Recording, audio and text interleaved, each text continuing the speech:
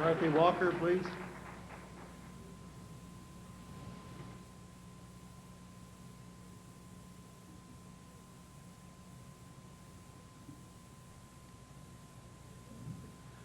She said, I don't care what you say, just don't be too long. Dorothy Walker, ladies and gentlemen, had British parents, the youngest of three sisters. She was born in 1920 in Port Williams. The Walker kids were brought up in Chipman Corner. She now lives in Centreville, but spent her professional life in Toronto, Halifax, Truro, Dartmouth, and in Kings County, where she still lives. She spent her first 8 years in a one-room school. Then at 12 years of age, she went to study in England at a school where her grandfather was headmaster. She returned to Canada to study physical education at Margaret Eaton College in Toronto. After graduation, she taught for 5 years at nearby Havergill College before returning to the greatest province in Canada. She's one of the very few persons inducted into this Hall of Fame who, by her own admission, was not much of an athlete. Professional Dorothy Walker can be divided into at least 4 major parts. She's made up enough of a contribution in dance to have the Nova Scotia Dance Association honor her with their highest award. She's contributed enough to PE and Rec to have received the highest recognition awarded by the Canadian Association for Physical Education and Recreation. She's been one of the founding mothers of women's rights, both here and on the national scene, and tonight we're honoring her with our highest recognition for her contribution to sport. Ironically, because of the person involved, these life causes never seem to interfere with each other, and in fact, were all omnipresent in all she undertook. She's probably the only one ever who became a dance advocate, having come from a childhood which was seemingly designed to make her hate dance. Imagine a first dance experience to which, despite being the tallest girl in the class, you're forced to wear a red silk knitted dress, making you feel, as she put it, about as graceful as an ox.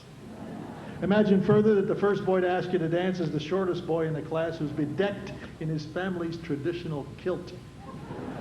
Despite this inauspicious beginning, Dorothy became a founding member and advisor to the Nova Scotia Dance Federation. In '46, at a time when there wasn't a single licensed PE teacher in Nova Scotia, she became the province's first supervisor of PE and Rec and the first female president of the Maritime Association for Physical Education and Recreation.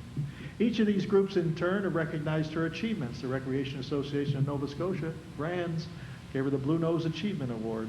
She's a lifetime member of the Teachers Association of Physical Education, a group which now grants annually the Dorothy Walker Award for Excellence in Teaching. At the national level, she received the R. Tate McKenzie Honor Award.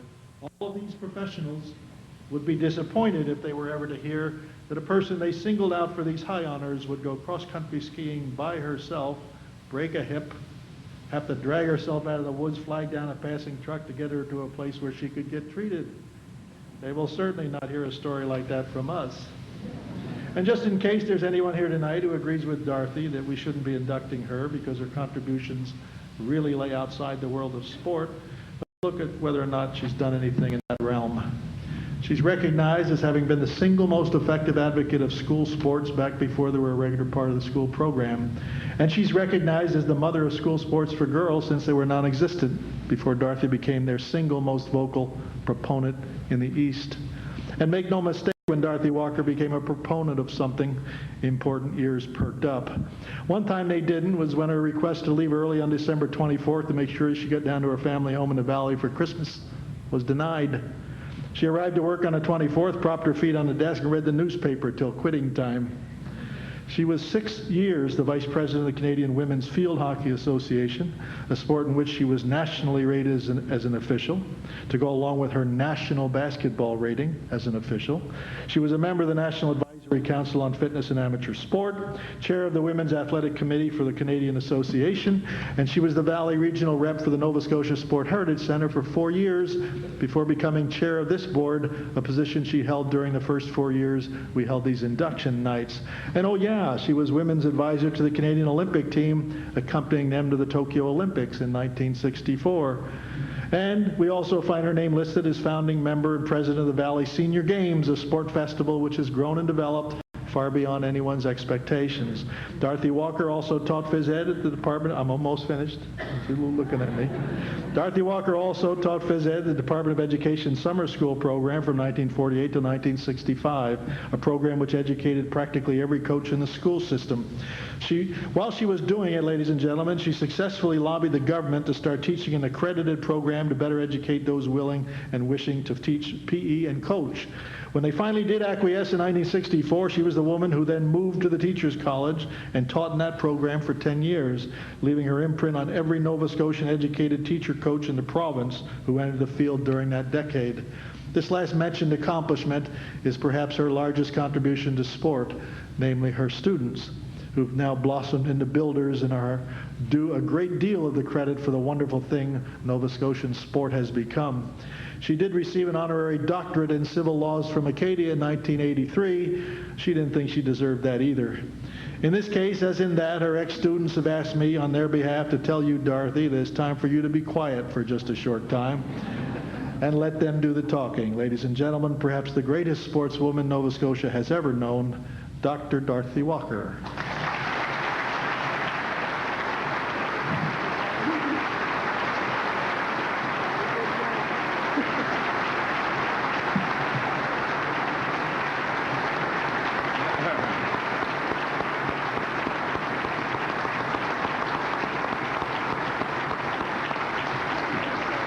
I would ask Mr. Dennis Mansour of the World Trade and Convention Center if he would kindly join us on stage for the presentation.